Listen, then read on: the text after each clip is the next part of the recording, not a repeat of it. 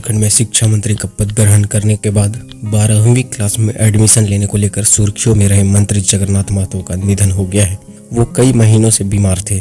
चेन्नई में उनका इलाज चल रहा था, वहीं पर उन्होंने आखिरी सांस ली। झारखंड में टाइगर के नाम से मशहूर जगन्नाथ महतो झारखंड मुक्ति मोर्चा के कद्दावर नेताओं में शामिल थे। गिरिडीह के डुमरी विधानसभा क्षेत्र से लगातार 4 बार विधायक चुने गए। उनके निधन पर मुख्यमंत्री हेमंत सोरेन, भाजपा विधायक दल के नेता बाबूलाल मरांडी सहित कई नेताओं ने गहरा शोक व्यक्त किया है। टाइगर दा जमीन से जुड़े नेता थे, अपने गांव से खूब लगाव रखते थे। अपने गांव अलारगो को उन्होंने कभी नहीं छोड़ा। बेबाक बोलते भी थे। 55 साल की उम्र में बतौर शिक्षा मंत्री उन्होंने 12वीं में एडमिशन लिया था। प्योर झारखंडी नेता थे, अब नहीं रहे। एक किसान परिवार में जगन्नाथ महतो का जन्म वर्ष 1967 में हुआ था। राजनीति में जगन्नाथ महतो ऐसी शख्सियत थे जिनका पक्ष और विपक्ष दोनों सम्मान करता था। डुमरी विधानसभा क्षेत्र जहां से वे जीतते आए थे, वहां वे इतने लोकप्रिय थे कि लगातार 4थी बार क्षेत्र की जनता ने उन्हें वहां से जिताकर विधानसभा भेजा था। झारखंड के शिक्षा मंत्री रहे जगन्नाथ महतो का बचपन गरीबी में बीता। उनके परिवार की स्थिति ऐसी नहीं कि वो पढ़ाई पूरी कर सके।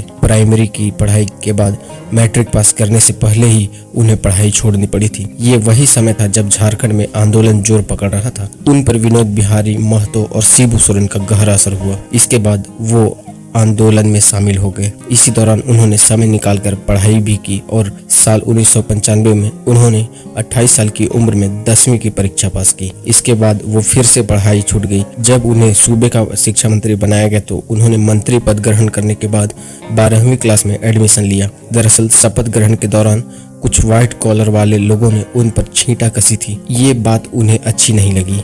इसके बाद उन्होंने अपनी पढ़ाई पूरी करने की ठानी।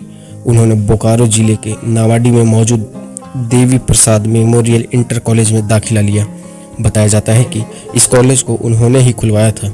यहाँ उन्होंने राजनीतिक विज्ञान के विषय को चुना और 54-55 साल की उम्र में 12वीं में एडमिशन लिया था। बिंदास बोल न्यूज, आज की खबर आज ही पढ़ें।